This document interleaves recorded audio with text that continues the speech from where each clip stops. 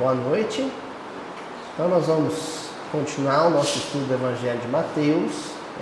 Hoje nós estamos iniciando uma perícopa nova, uma passagem nova, que se inicia com o capítulo 12, versículo 9, é o versículo de hoje. Essa passagem, ela é conhecida como a cura do homem da mão atrofiada. Algumas traduções vocês também encontrarão a cura do homem com a mão mirrada.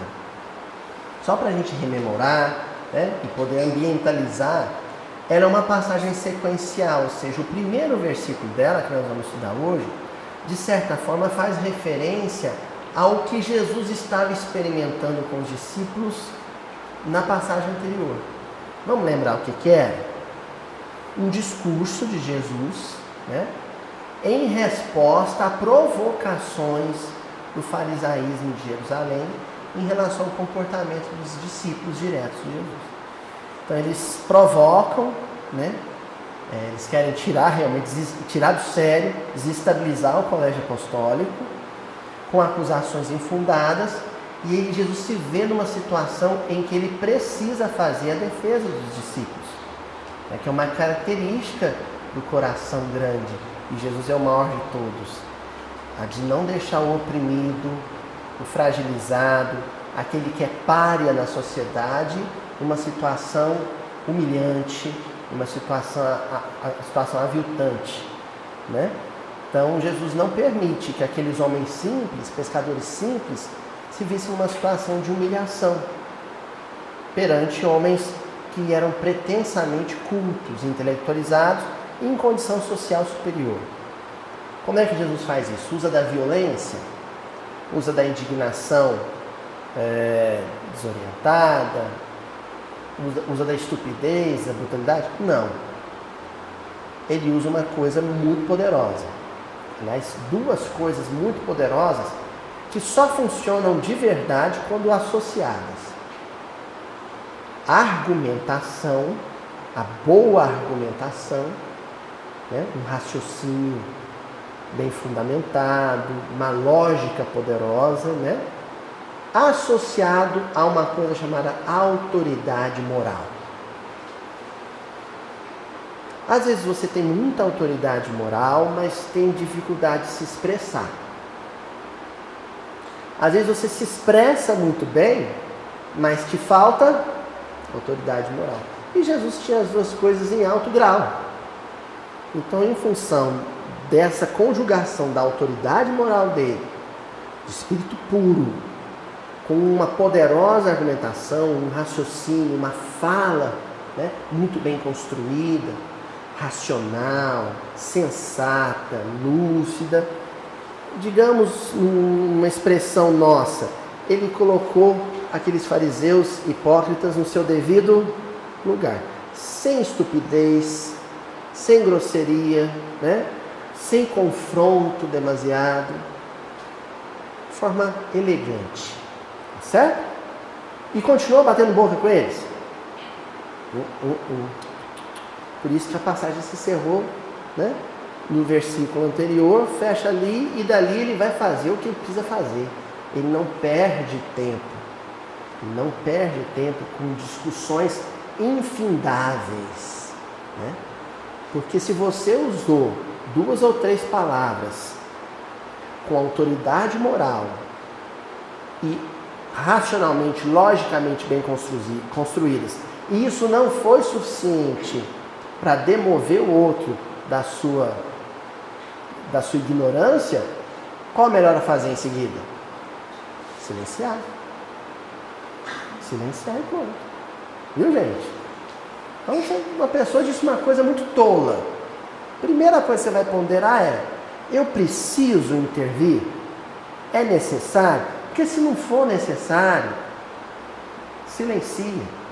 Agora, se a tolice dita cria constrangimento, cria sofrimento a outra pessoa, aí você deve fazer a defesa do indefeso, sim. Quer que eu crie uma situação concreta? Só para não parecer que está muito vago. Racismo. E eu vou dizer uma coisa muito dura para vocês, hein? Uma coisa dura para mim de admitir, foi duro para mim admitir isso, depois de refletir bastante. E imagino que vai ser duro de ouvir, daquelas coisas que são duras de ouvir. O movimento espírita é racista. E quando eu falo movimento espírita, não estou falando todos os espíritas. Eu estou falando uma boa parte dos espíritas é subliminarmente racista. É um racismo que nem a própria pessoa se dá conta de que ele está se manifestando, né? Mas ele está se manifestando. Às vezes através de uma piada cretina, de uma brincadeira estúpida, às vezes através de uma fala mal colocada.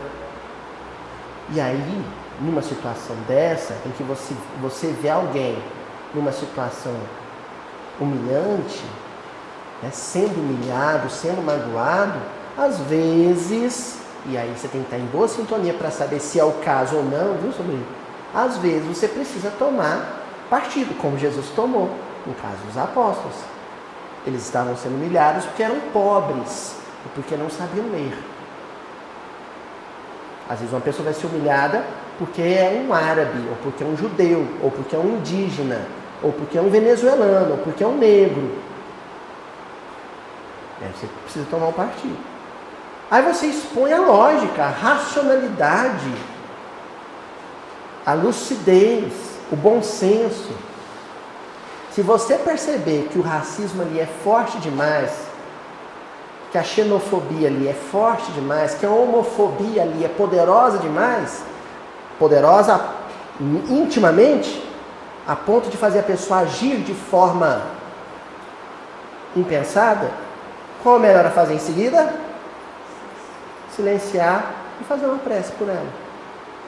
Porque ali só o tempo vai operar o milagre da renovação. Então eu fiz essa introdução, falei sobre isso, porque isso, de certa forma, abre alas para o versículo de hoje. Um versículo curtinho, que diz assim: tendo partido dali, entrou na sinagoga deles. Tendo partido dali, entrou na sinagoga deles. Quando nós percebermos que uma discussão vai ser andar em círculo, vai ser gastar saliva, sabe? Consumir tempo, e que a coisa não vai chegar em lugar nenhum, qual a melhor coisa a fazer? Lá alguns versículos atrás, uns bons versículos atrás, se não me falha a memória, no capítulo 9, capítulo 10, acho que no capítulo 10, nós vimos a orientação de Jesus para os discípulos, e numa dessas orientações Jesus diz o seguinte: se você chegar numa cidade e ela for refratária ao ensino do Evangelho, sacode o pó das suas sandálias e passa adiante. Não perca tempo. Não perca tempo. Existem discussões, existem debates em que ninguém quer aprender com ninguém. Aliás, na maioria das discussões hoje em dia, ninguém está interessado em aprender com o outro. O que a pessoa está querendo é prevalecer, vencer, triunfar. Numa discussão em que as duas partes querem triunfar, querem imperar, ali o debate vai durar horas. E as pessoas não vão chegar em lugar nenhum. Então Jesus disse o que precisava dizer. É óbvio que nós estudamos o quê? Um mês, ou mais de um mês, né?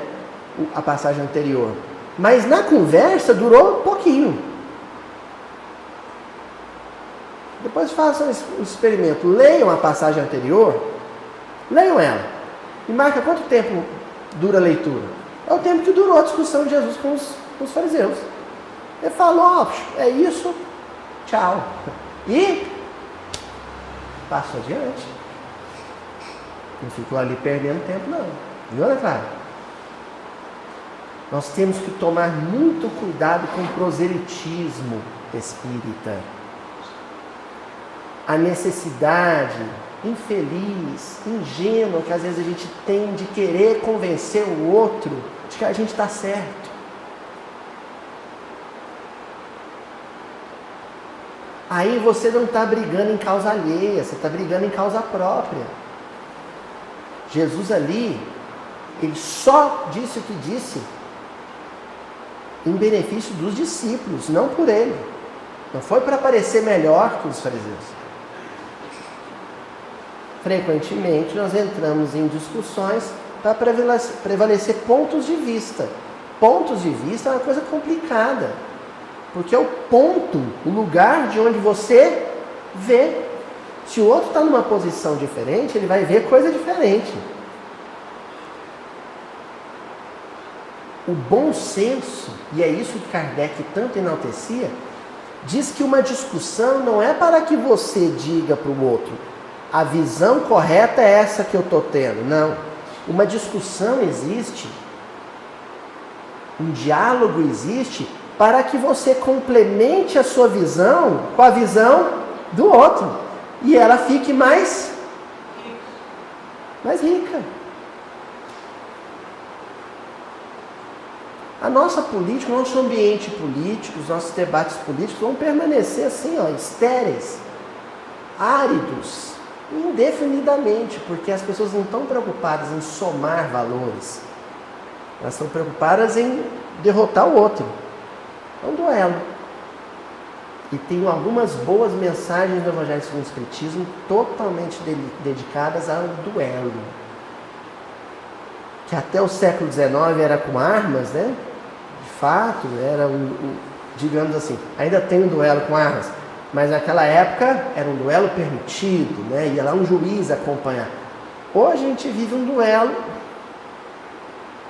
verbal, um duelo de redes sociais, um duelo no grupo da família, mas vivemos também um duelo vibratório, um duelo fluídico que nos tem adoecido.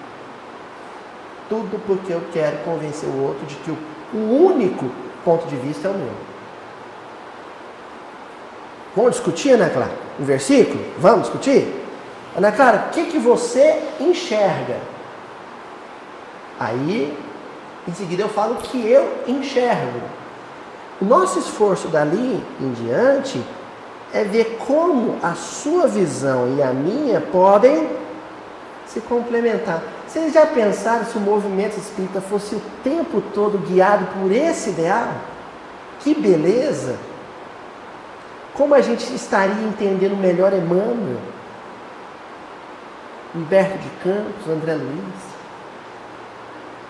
Já pensou se na vida conjugal toda discussão entre marido e mulher fosse assim?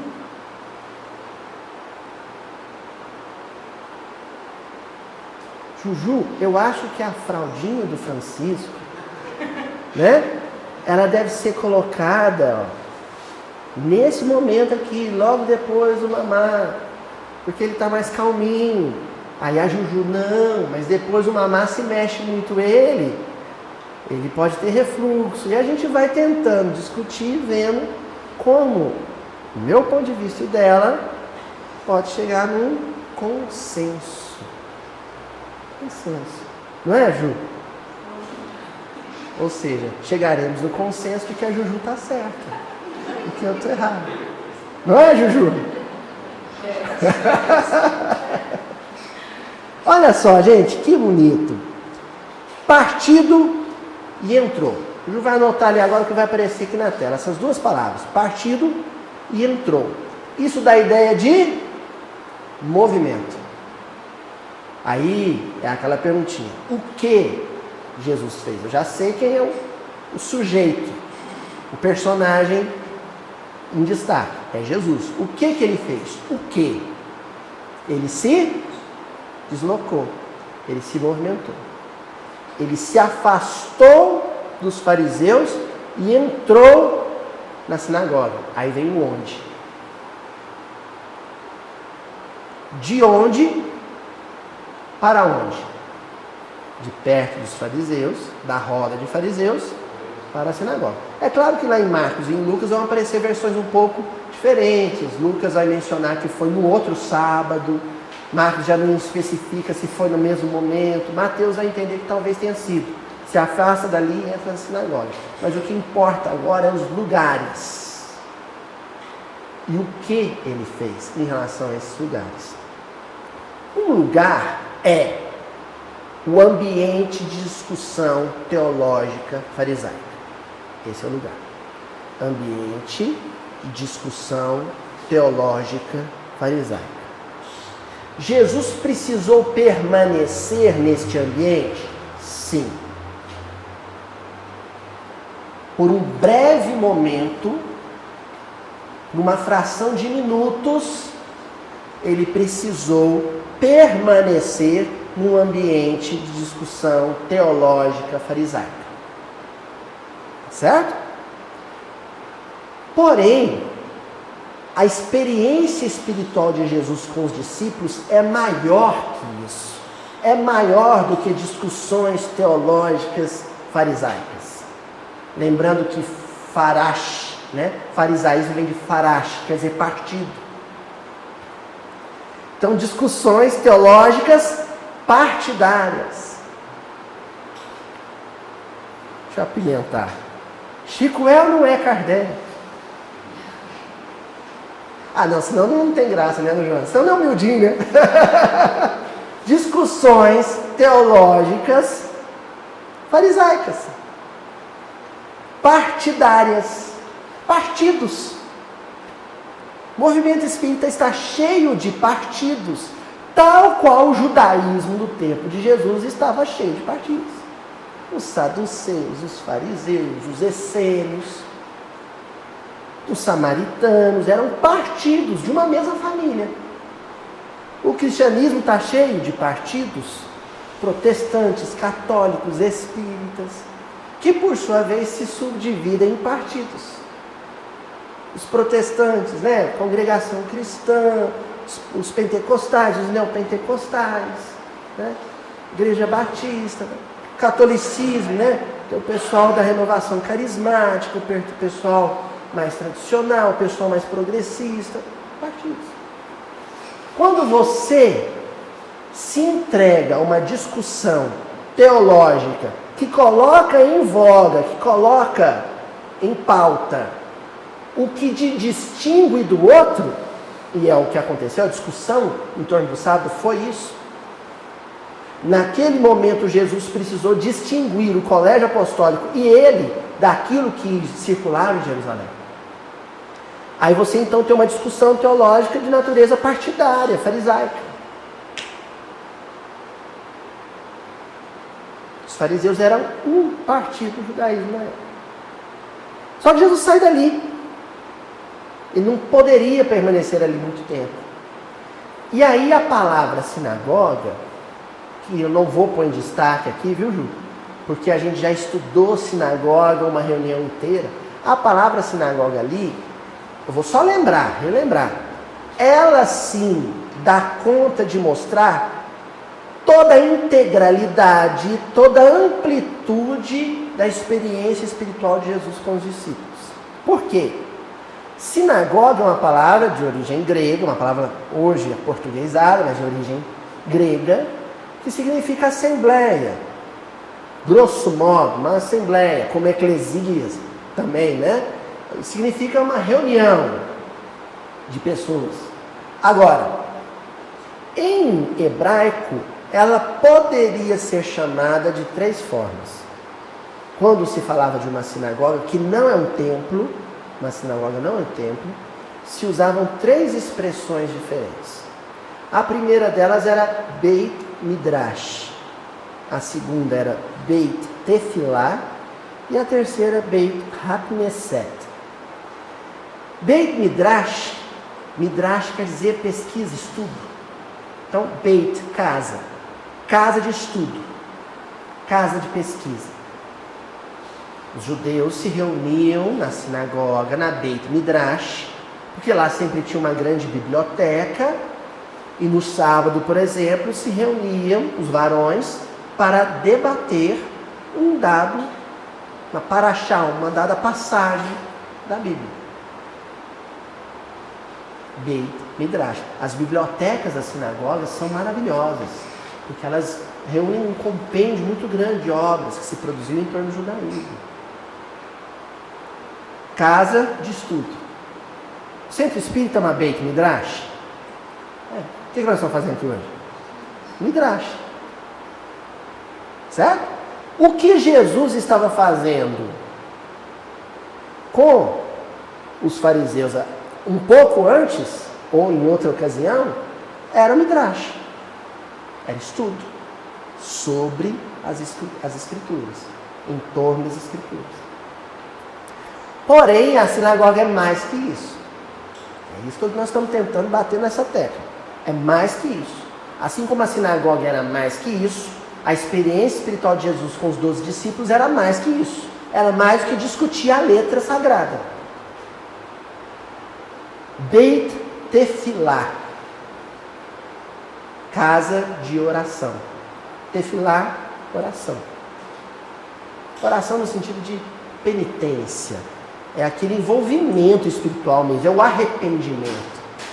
Em forma de prece, de sentimento, de pensamento.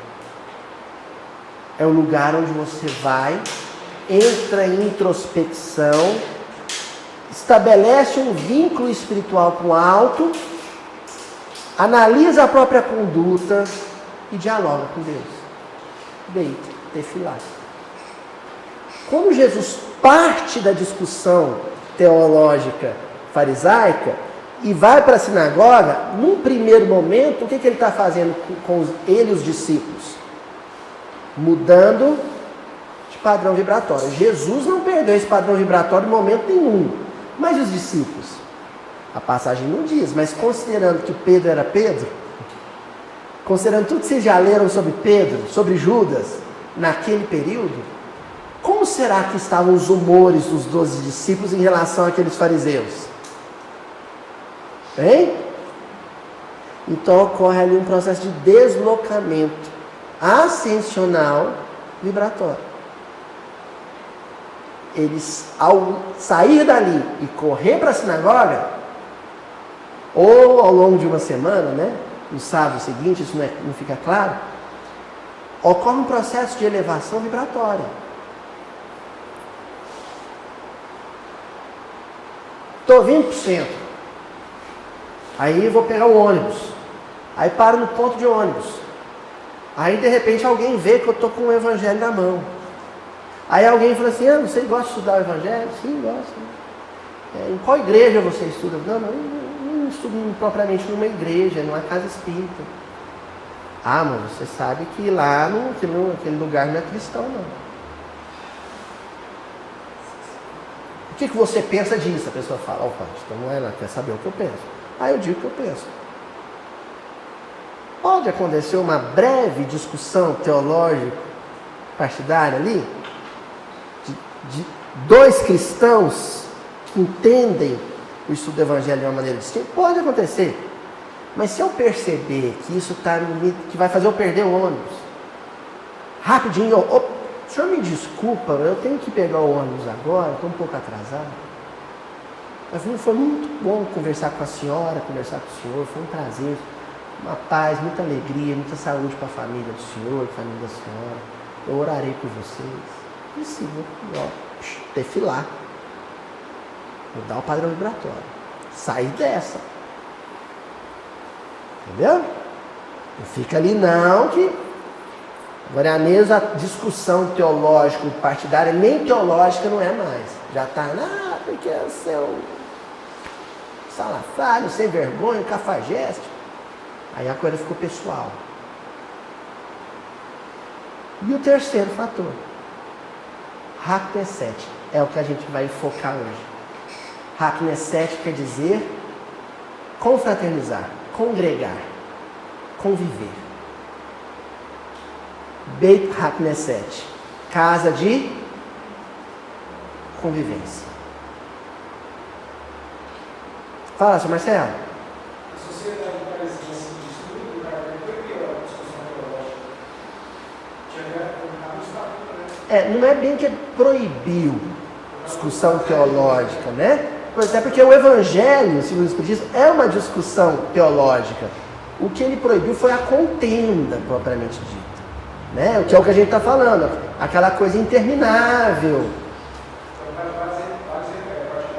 E é uma coisa interessante, Marcelo, se o senhor mencionar isso, porque a Sociedade Espírita de Paris, ou parisiense, ela era frequentada por judeus, por católicos, né? Era frequentada por protestantes, olha que curioso. Ela é frequentada por pessoas de outras religiões. Então, o Kardec quer enfatizar com o estatuto aqui ninguém vai dizer que é menor que o outro. Se for uma discussão em torno do texto bíblico, que se deu dentro dos padrões morais, isso enfatizado no Evangelho segundo o Espiritismo, né? Que existe um terreno comum em que todas as crenças podem se reunir, que é a moral cristã. Se for uma discussão de moral cristã, beleza. Agora, se for de dogmas, sai dessa. Foge dessa. Tá bom? Por quê? Porque o ambiente em que a gente se encontra, por exemplo, aqui, é um ambiente de convivência, de congregação, de confraternização, sobretudo. Se isso não acontecer, a tarefa está incompleta.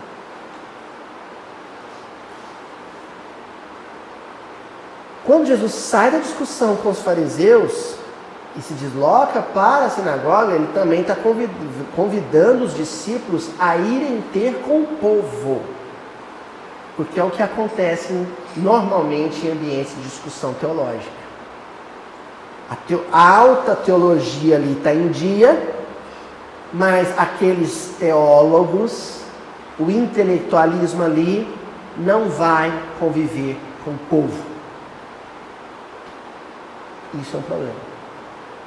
Não vai ter com o povo.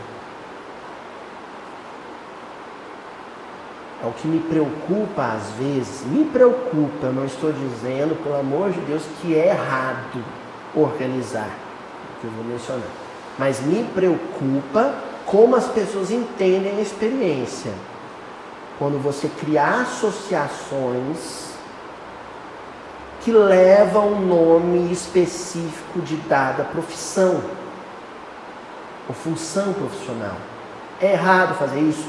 Não, não é errado. É louvável que as pessoas... Quanto mais grupo de estudo, melhor, gente. Agora, me preocupa como as pessoas encaram isso.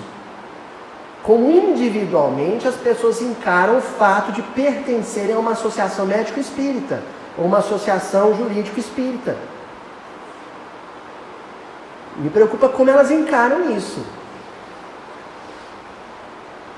É importante que esses grupos eles estejam plenamente abertos à confraternização e não sejam, em hipótese alguma, sectários, segregacionistas, promovam a apartheid de qualquer espécie, internamente ou em relação ao meio externo.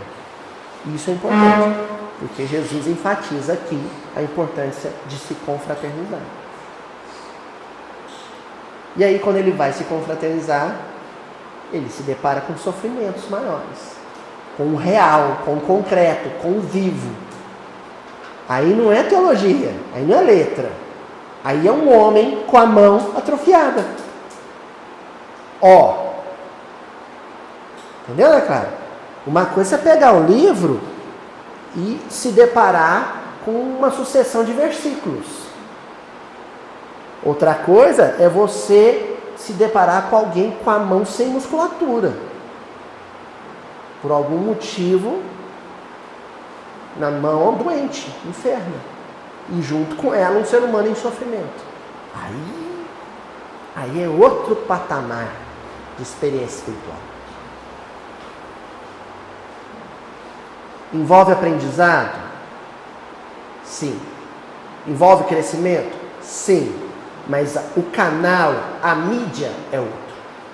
Não é mais a letra, não é mais o livro. É a experiência humana, real, concreta, viva.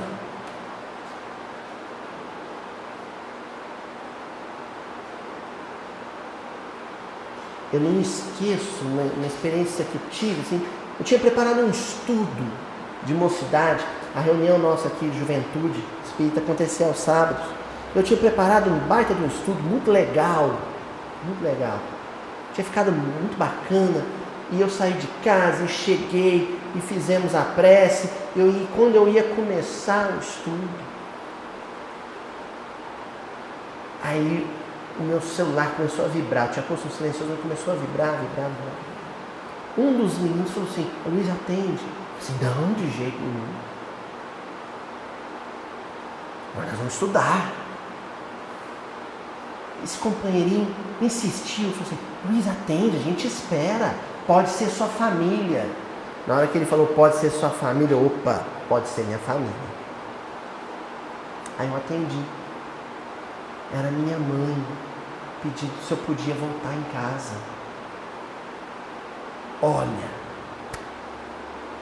um estudo, uma discussão teológica em juventude espírita, preparada previamente, estava rica, estava caprichada, e minha mãe dizendo se eu podia voltar em casa. E aí? Graças a Deus, eu falei para os meninos: ó, toca o barco aí, ó, o material está aqui. Entreguei para eles, confiei. O que eu fazia, qualquer um podia fazer. E voltei em casa. Era meu pai e minha mãe sentando para conversar, para me dar a notícia de que os dois iam se divorciar.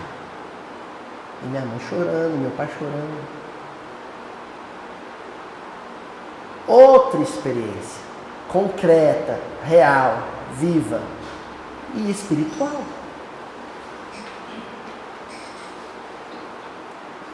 Fiquei 1 hora conversando com eles, chorei também. Naquela conversa de 1 hora ali, eu aprendi 10 vezes mais do que eu iria aprender com os meninos estudando, por mais que eu fosse aprender bastante.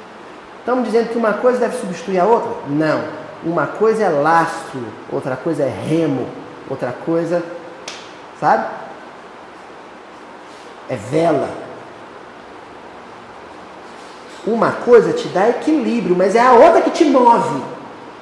Lastro, saco de areia no fundo do navio, te dá equilíbrio, mas é vela, é remo que te faz avançar. Livro, estudo, palestra é lastro, te dá base, te dá solidez, te dá equilíbrio. Mas experiência humana, convivência familiar, contato com o sofrimento é o que te projeta, é o que te move, é o que te lança horizonte à frente.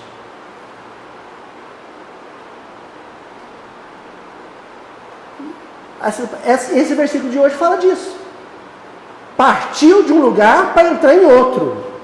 Sai de um patamar de experiência intelecto-teológica, Beit Midrash, para complementar, para enriquecer a experiência de estudo com uma experiência viva de ascensão vibratória, Beit Tefilá, e de convivência humana, Beit Hakneset.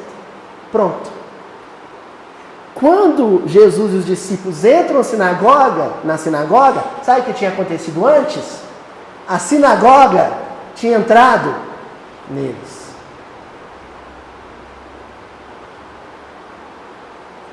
Midrash, Tefilá, Hakneset.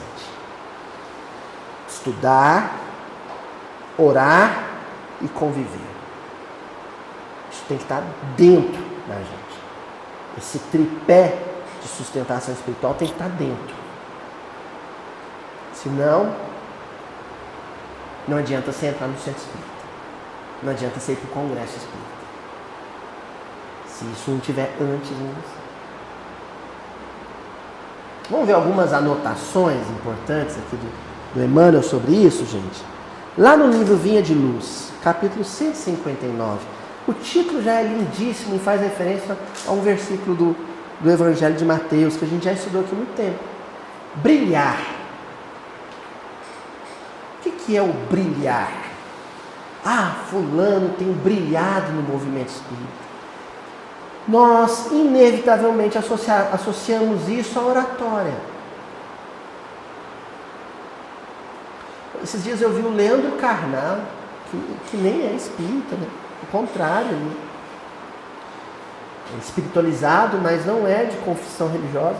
Ele dizendo, eu tenho encontrado muitos cursos de oratória e poucos de escutatória. Virou sinônimo de brilhar no movimento espírita. Não tem destaque, em evidência. É um bom orador. A oratória no movimento espírita. Um culto à oratória, ingênuo, às vezes. Vamos ver o que é brilhar para Jesus? Lá no Evangelho de Mateus, capítulo 5, versículo 16. Da mesma forma, brilhe a vossa luz diante dos homens, para que vejam as vossas boas obras e glorifiquem vosso Pai que está nos céus. Não está escrito no versículo 16, para que escutem vossas boas palestras. Não está escrito isso. Está escrito, para que vejam vossas boas obras, realizações. Para que vejam vossas boas obras. Nós começamos a estudar junto. Não foi? Mas não é para você fazer palestra, não. É para Ana Paula ter uma companheira na hora que ela for fazer um bolo. Você faz bolo, Paulo? Ela te ajuda? Ela tem que aprender a fazer bolo. A gente estuda o Evangelho. É para que o Evangelho se transmute, se transforme em boas obras. Eu nunca exercitei tanta paciência, tanto a lição paciência do Evangelho segundo o Espiritismo, quanto nas cólicas do Francisco. Agora eu estudei tanto essa lição, li tanta mensagem, tanta passagem de livro sobre paciência, eu achava que era para fazer palestra sobre paciência. Descobri que era para experimentar as cólicas do Francisco. Oi? Ainda vem a dor na gengiva para nascer o dente. Eu sei que vem muita coisa por aí. Mas eu descobri que é para isso que eu estudei paciência. Saí procurando. Fui lá na Bíblia do Caminho. Primeira cólica dele, o louco. Aí eu chamei a Ju, passei ele para a Ju. Sentei lá no computador. Fui procurar mensagens sobre paciência na Bíblia do Caminho. Li umas 3. Respirei fundo. Falei, Ju, agora me dá aí um pouquinho aí. Né? Para isso. Boas obras. Quando a gente começar a transformar a leitura que temos em boas obras, aí que as pessoas vão olhar para a gente com um olhar diferente. Você está com um brilho diferente, o que é? E aí a gente fica naquele esforço bobo para trazer o parente para o centro, né? Leva o centro para o parente. Ai, meu marido não me acompanha. Não, deixa Jesus te acompanhar quando você for encontrar com ele em casa. Em vez de trazer ele para Jesus, leva Jesus para ele. Como? Boas obras. Aí o Emmanuel comenta: ninguém se iluda com os fogos fatos do intelectualismo artificioso. Intelectualismo artificioso.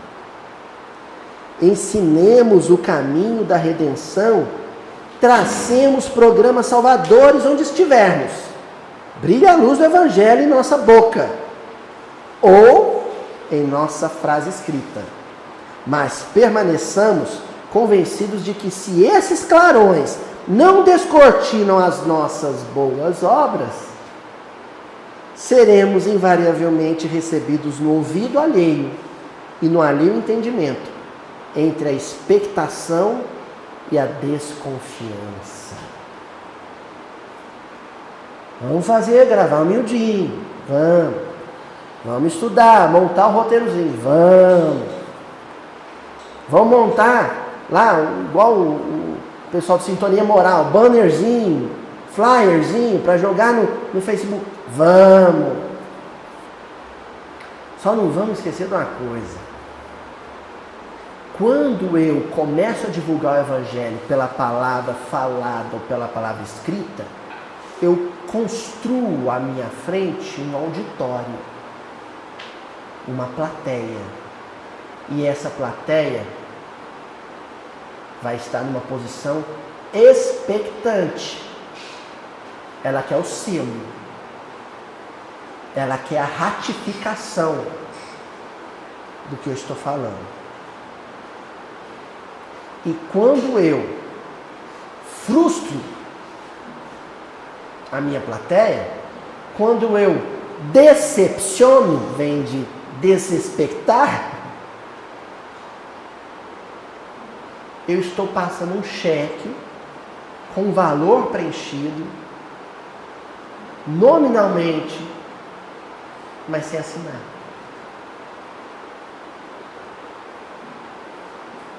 A assinatura é a ação. O valor está só no papel.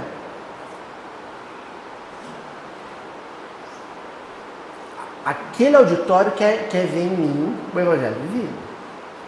O problema também é que hoje a divulgação do Evangelho ela se tornou massiva. Ela é uma difusão de massa. No tempo de Jesus era quase que homem a homem, né? Quando a gente lê o Paulo e Estevão, Paulo vai evangelizando o Mediterrâneo homem por homem, cidade por cidade, assim. Não é uma coisa de milhares de pessoas, 100 mil pessoas, 150 mil pessoas de uma vez só. Se você cria uma plateia tão grande, se você a tem, quer dizer, você não cria, ela já está lá, né? O que acontece é que você fica meio blindado, a vida pessoal um pouco blindada, né? A rede social, o YouTube, o Facebook, blinda um pouco a sua vida pessoal. As pessoas conhecem um personagem. Elas conhecem um personagem, um bom orador. Mas elas não sabem nada da sua vida pessoal. Isso favorece um tanto o culto à personalidade. No tempo de Eurípides Barçanufo, no tempo de Bezerra, de Menezes, esse pessoal foi pioneiro e valente. Por quê? Porque a evangelização, no caso deles, era uma evangelização feita corpo a corpo, homem a homem. Então, o que impressionava nas pessoas que conviviam com Eurípides em Sacramento, e isso foi sendo transmitido boca a boca depois, não era a sua oratória no Colégio Allan Kardec. Se diz sim, coisas memoráveis, né? De que quando Eurípides ia comentar o Evangelho no Colégio Allan Kardec, quase que Sacramento inteiro ouvia o fenômeno de voz direta, né? De voz viva, todo mundo ouvia fora do colégio como se fosse microfonado. Mas não é isso que encantou as pessoas. O que encantou as pessoas foi a convivência com Eurípides. É sabido, por exemplo, que quando o grupo ia fazer peregrinação, visita fraterna com mantimento, agasalho, na Zagaia, que era um bairro muito pobre de Sacramento, e começava a chover, armava tempo de chuva, Eurípides era o único que tinha guarda-chuva. Era um artefato caro, né? Eurípides era filho de um comerciante, tinha uma condição melhor. Mas quando ameaçava a chuva, ele não abria o guarda-chuva para ser solidário. Tomava chuva com todo mundo, com o guarda-chuva fechado na mão. Isso comoveu, isso encantou, isso era boa obra. Aí, quando a pessoa, na quarta-feira à noite, por exemplo, ia lá no Colégio Allan Kardec escutar o comentário do Evangelho, esse comentário do Evangelho tinha outro peso. Outro peso. Outro valor. O valor real. Por isso que o Emmanuel encerra dizendo assim: porque somente infundindo pensamento, verbo e ação, no ensinamento do Cristo Jesus, haverá em torno de nós glorificação construtiva ao nosso Pai que está nos céus. E olha, quando a gente pensa nessa convivência, nesse processo de evangelização próximo, não nos iludamos. A gente colabora de alguma maneira, por exemplo, com um canal no YouTube Mas de fato mesmo, evangelizar, a gente só vai conseguir fazer isso no entorno da casa, no ambiente do trabalho. O que eu faço aqui com o canal Mildinho é instruir a moça que está lá no Japão, o rapaz que está lá em Portugal. Instrução. Evangelizar mesmo, a única possibilidade de evangelização que eu tenho, a Luiz, Elias, é com a Juju, com o Francisco, com a minha mãe, com o meu vizinho, o pessoal lá da universidade, com o meu aluno, com vocês que estão aqui no salão.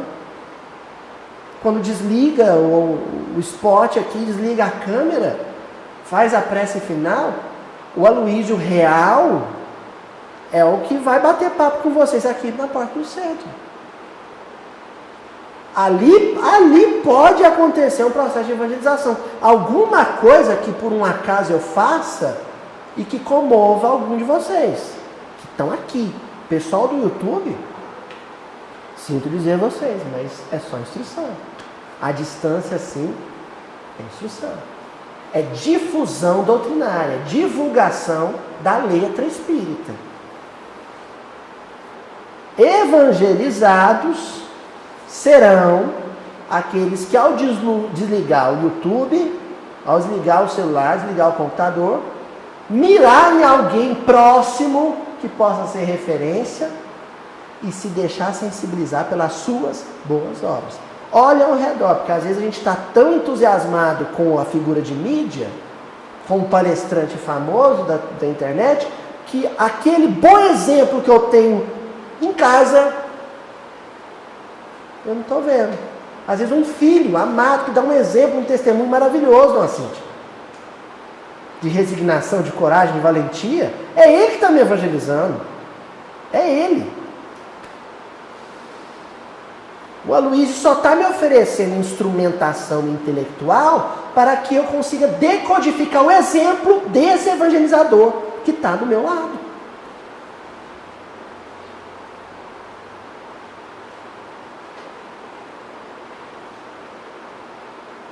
E aí eu consigo fazer a fusão.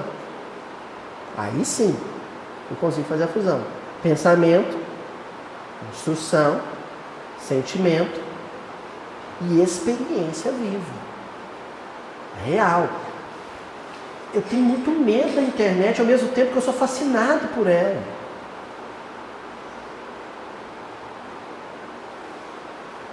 Eu tenho medo porque ela cria um mundo que não é real. Não é. Às vezes eu falo umas besteiras aqui da minha vida pessoal, deixa escapar aqui, numa tentativa de humanizar um pouco a relação, mas eu sei que 100% mesmo só vai acontecer com nós que estamos aqui no salão. A internet cria um mundo que não é real. O real é o que a gente tem que procurar. É o que Jesus está convidando aqui nesse versículo. Aquela discussão teológica com os fariseus, ela era uma discussão num campo intelectivo. Ir atrás do homem da mão mirrada e ir atrás do real, do concreto, do vivo, do tangível. Vou prosseguir, tem coisas aqui preciosas ainda, ó. Luz e Vida, o livro, capítulo No Combate à Ignorância. E aí o Emmanuel começa dizendo assim: desse modo é justo procuremos guardar esse ou aquele recurso terrestre. Quais sejam? Vamos ver os recursos? O alimento, o agasalho. Mas a luz do conhecimento superior que nos vibra no espírito pede também exteriorização incansável em todas as áreas da vida. É importante aliviar o sofrimento físico, mas é sobretudo importante transmitir lucidez, aclarar caminhos, brilhar à frente para o que vem passando na retaguarda. Porém, o Emmanuel fala uma coisa aqui que eu sublinhei: em todas as áreas da vida. Porque senão o sujeito acha que esse processo de iluminação coletiva só é possível no templo, no salão espírita, no congresso. E Emmanuel está dizendo em todas as áreas da vida. No trânsito. Eu ilumino e, portanto, evangelizo na maneira como eu me comporto no trânsito. Em duas perspectivas. Primeiro, não infringindo as regras de trânsito. Segundo, não odiando quem as infringe. O que é mais fácil, o que é mais difícil? Número 1, não passamos sinal vermelho, né, claro? Número 2, não xingando, amaldiçoando, ofendendo a mãe do que passou. São 2 níveis de experiência evangélica que o meu filho, minha esposa vai estar testemunhando no carro quando eu estiver dirigindo. Eu falo tanto Francisco, né? Ele é meu material didático. Então o Francisco está lá na cadeirinha lá de trás do banco, ele vai ver. Olha, o pai não passou no sinal vermelho. Olha, o moço passou, mas o pai não falou nada. Oh, vai com Deus, meu filho. Vai em paz. Pronto, evangelizei meu filho. Aí depois disso, gente, o Francisco chegar no centro comigo, sentar na cadeira e escutar o pai dele fazer palestra, aí é complementação. Complementação.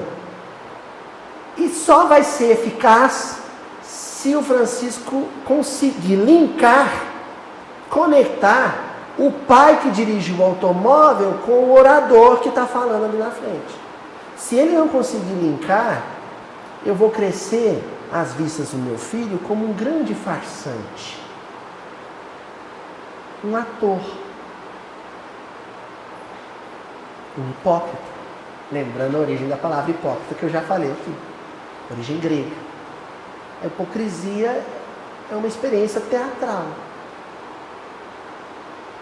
De dramaturgia.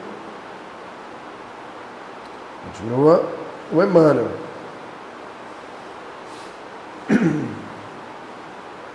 Aí ele completa, ó.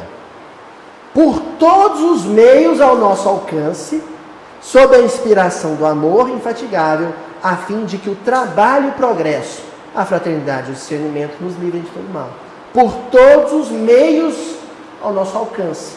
Meios, que é uma palavra que é uma palavra equivalente e que está super na moda. Sabe uma outra palavra para meios? Mídia. Mídia quer dizer meios, canais, veículos. O Emmanuel está dizendo por todos os meios. O Emmanuel está dizendo que a gente tem que aproveitar a internet, mas também a televisão, o rádio. Todos os meios. A experiência familiar, a experiência profissional, a experiência no quarteirão, a experiência na via pública, a experiência política, a experiência no hospital doente e também a experiência de discussão teológica partidária quando ela for exigida em ambiente religioso. Também. Mas o processo de evangelização deve acontecer por todos os meios possíveis. Da horta, né? E se necessário, quando for necessário. Aqui, gente, a semana tem 148 horas. A nossa reunião aqui, descontar nos minutinhos, tem 1 hora. Sempre passo lá uns 15, 20 minutos, vai ter 1 hora. 148 horas na semana, sua Adelma. 1 hora eu estou evangelizando, ou melhor, instruindo com palavra. E as outras 147? É vida. É vivência. É o real, é o concreto. Aí eu acho de uma ingenuidade. Não, vamos dominar a internet, vamos invadir a internet, vamos entrar na internet com o pé na porta.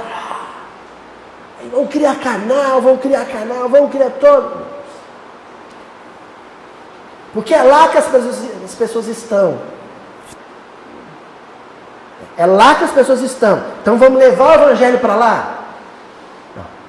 O evangelho vai ficar aqui na vida real. O que nós vamos tentar fazer é tirar as pessoas de lá. Por quê? Hoje em dia, os 4.000 e poucos inscritos no canal do Mildinho. O dia que eu tiver notícia que um fulano, um ciclano, uma beltrana parou de seguir o canal, falou assim, Luiz, eu parei de seguir o canal porque na segunda palestra eu fiquei muito comovido e passei a frequentar um asilo, uma creche. E não está sobrando tempo para assistir os vídeos. Uau! Pronto, consegui expulsar fulano da internet. Ele não tem tempo mais para YouTube. Começar a cair os inscritos do Mildinho, as visualizações diminuírem. Sabe por quê? Porque as pessoas não estão tendo tempo para ficar assistindo o gordo barbudo falar. Agora elas estão indo viver. Estão ficando mais tempo com o filho. Estão indo lavar louça. Estão indo para o hospital, estão indo para a creche, estão indo para o asilo. Estão indo para a praça conversar com o vizinho. Aí eu vou ficar feliz demais. Aí fecha esse canal, vão viver. Qual o problema? Não vou comemorar 50.000 inscritos, não. Eu vou ficar desconfiado. Pô, esse povo está demais nesse canal. Está vendo vídeo demais. O que eles estão fazendo? Estão vivendo só na internet? Não é uma coisa meio tiro no pé isso, né? Vou contra. Eu nunca montamos esse canal para atrair as pessoas para a internet. É o contrário. A minha fala aqui é para as pessoas ficarem menos tempo na internet. E mais tempo na vida real.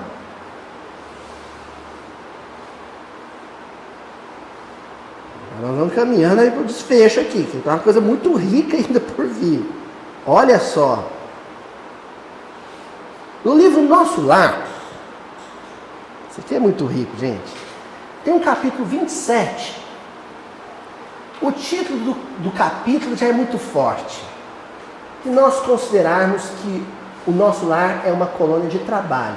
É uma colônia muito próxima da Terra, como outras tantas, muito próxima da superfície terrestre, onde o modo de vida, o estilo de vida, a experiência das pessoas são muito parecidas com as nossas experiências no plano físico. Então, não existe muita diferença, ou melhor, tem muita diferença em termos de organização social entre Rio de Janeiro e nosso lar, que é a colônia correspondente, né? Nosso lar em relação ao Rio de Janeiro. Mas, em termos de experiência humana, é uma experiência humana muito tangível ainda, muito concreta. As pessoas se alimentam, as pessoas transpiram, as pessoas se vestem, as pessoas caminham, moram, pegam meios de transporte. É isso que eu quero enfatizar. E quando o André Luiz chegou no nosso lar e começou a ter essa nova experiência, né, urbana, numa cidade socialmente mais ordeira, porque espiritualmente mais elevada, uma coisa que o incomodava muito era estar na condição de aprendiz, de estudante, mas sem botar a mão na massa, sem ir para o trabalho, né?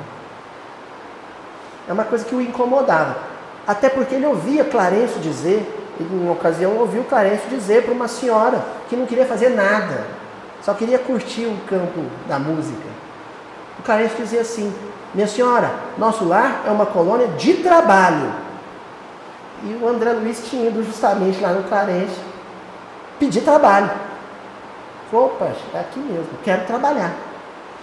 Só que o André Luiz entendia que trabalhar no nosso lar seria repetir a experiência profissional que ele tinha na Terra. O que ele queria ser no nosso lar? Médico. Cadê meu consultório? Cadê meu estetoscópio? Cadê minha enfermaria? Mas os corpos que ele tinha aprendido a feito tudo a vida inteira para que não morresse, estavam todos mortos. E aí, o que resta? De que vale um médico que só sabe impedir a morte no lugar onde a morte já aconteceu? E aí? Era uma outra medicina, uma outra terapêutica. E para essa ele precisava, antes de estudar, porque ele era muito estudioso, ele aprendia rápido, ele precisava reeducar-se, amadurecer. Às vezes eu vejo os meninos lá na universidade, no curso de medicina, eu vejo, são uns meninos sabidos, inteligentes, sabem tudo de biologia, química, mas são imaturos às vezes, tão imaturos a fazer isso. A experiência do tratamento médico, para ele, ainda está por vir.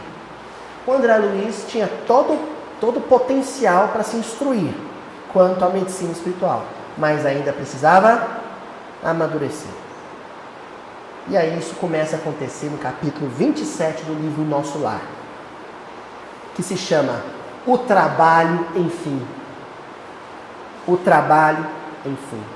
Olha, o André Luiz agora, Ana, vai sair de um patamar de discussão médico-partidária para um processo de elevação do pensamento das potências do coração, tefilar. E isso só vai se consolidar quando ele for conviver. Quanto mais ele entrar em contato com as doenças espirituais, mais maduro ele vai se sentir para um aprendizado sobre a saúde espiritual. Isso acontece no Ministério do Auxílio, num pavilhão do Ministério do Auxílio, um pavilhão de enfermaria. Está ele, o Tobias, a Narcisa, e uma série de enfermos acamados em sono profundo. Né? Tipo que mais tarde ele vai relatar os que dormem, né? Pessoas imersas em um processo de letargia, um processo de introspecção, em enfermidade, porque mergulhadas num pensamento enfermiço. E aí começa, o Tobias estende as mãos, começa a dar um passo, e aí vão relatar o que acontece em seguida. Muito cuidadoso, Tobias começou a aplicar passes de fortalecimento. Sob meus olhos atônitos, que medicina é essa? Médico estendendo a mão para curar? Na terra, ele seria chamado de curandeiro e ainda ia querer caçar o diploma dele, né, Cris? Médico estendendo a mão para curar?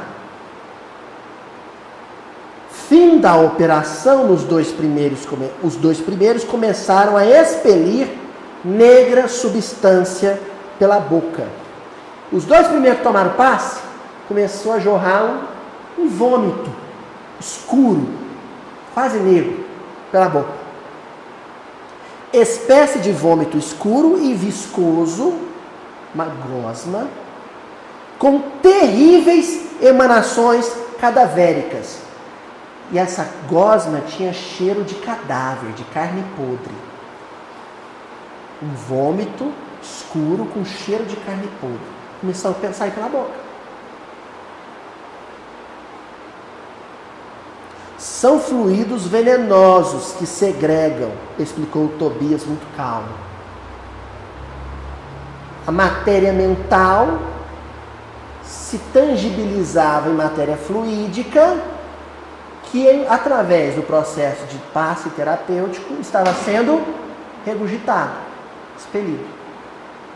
Saía com o mesmo teor do pensamento. O pensamento era podre, o vômito era podre. Narcisa, enfermeira Narcisa, fazia o possível por atender prontamente a tarefa de limpeza, mas debalde, sem sucesso. A Narcisa começou, mas não parava de sair a tal gosma escura. De 2, quando o Tobias chegou no terceiro, a Narcisa não sabia o que fazer. Ela secava, ia para o outro, aquele um estava de novo regurgitando. E ela afobada tentando acudir.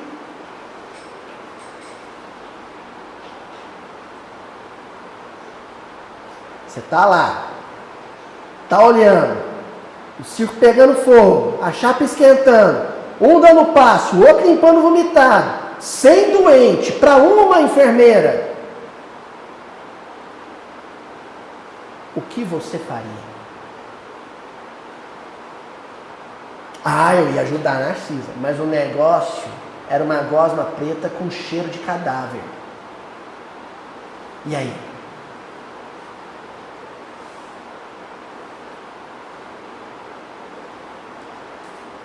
Cristiano, imagine um cirurgião, ao final da cirurgia, pegando um rodo e um pano para limpar o sangue do chão da sala de cirurgia.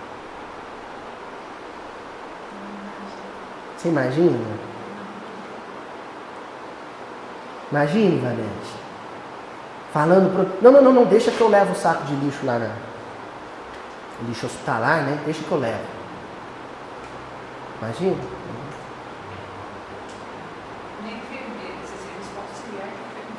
Não é, Valente?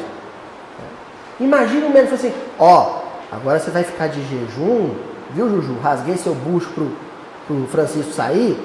Na hora que você for a sua primeira refeição, deixa que eu vou lá que eu quero dar ela para você. Vou dar na sua boca. Aqui em Uberaba, no Hospital do Fogo Selvagem, do PENF, muitas vezes os enfermos chegavam assim, de lugares, sabe, distantes, remotos, moravam às vezes na roça, vinha uma viagem longa, o corpo com a ferida, né, com as úlceras. Às vezes chegavam com pus, o sangue pisado, o cheirinho ruim da ferida, necrose. Tinha que tomar um banho, era o banho mais difícil, porque a pessoa estava mais sujinha. Dona Aparecida, o Brasil inteiro conhecia a Aparecida do PENF, tinha uma ordem que ela deixava. O primeiro banho é meu. Ai de quem desce o primeiro banho.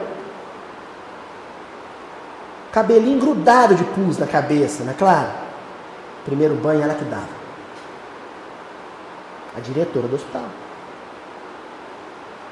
Enfermeira Aparecida. Vamos ver o que acontece?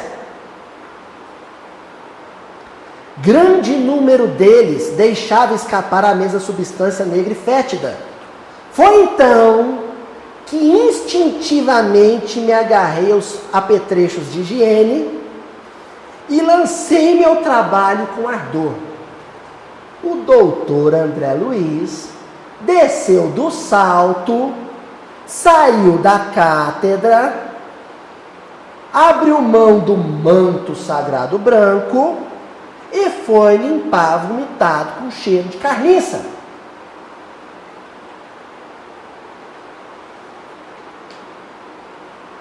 Ele largou a discussão médica, técnica, acadêmica e foi socorrer o homem da mão mirrada.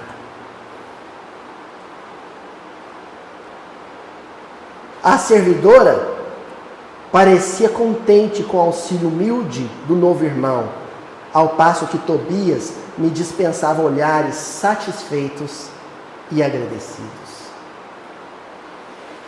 Eles estavam esperando, né? O André Luiz falava assim, eu quero trabalhar. Eles não iam dizer, mas nós estamos esperando que você faça isso. Porque o André Luiz estava escolhendo o que fazer. Só quando você abandona o intelectualismo estéril das discussões infindáveis é que você se dá conta que a necessidade humana te convida ao serviço e que você não pode escolher qual necessidade atender. Essa sim, aquela não. Isso não é possível. O que tem que fazer, você faz. Mas aquela frase, quando o servidor está pronto, o serviço aparece. Do livro Nosso Lar. Quando o servidor está pronto, o serviço aparece. O serviço continuou por todo dia. Gente, não foi 2 ou 3, não. O dia inteiro. Olha, às vezes se o seu filho vomita, você vai e limpa um vomitadinho dele lá, é seu filho. Já fica mais difícil se for o filho de um outro. Já fica mais difícil se não for criança, se for um adulto. E quando você vai fazer isso um dia inteiro? Limpar vomitado dos outros um dia inteiro. Tem um monte de centro espírita André Luiz. Acho que a turma que batizou o centro com André Luiz, Centro Espírita André Luiz, quando lê essa passagem, que entende por que tem Centro Espírita André Luiz. Porque esse sujeito era grande. Estão entendendo? Agora não escreve bem só, não. Não é só um cientista da espiritualidade. É um exímio e talentosíssimo limpador de vomitado.